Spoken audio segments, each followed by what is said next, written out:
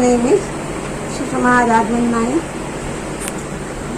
patient of Vijayvallabh Hospital.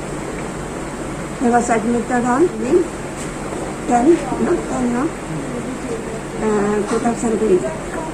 The doctors are very good and cooperative, and sisters are so very good.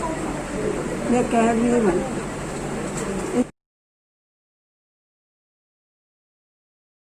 Of Shushma. She was admitted in this hospital last week on Monday 19th. She was in very breathless and her oxygen level had come down to 32. There was thanks to the office staff for giving immediate attention and she was given immediate oxygen cylinder and recovered well. She became stable. And I'm very happy with all the doctors, nurses and attendants who have taken care of her.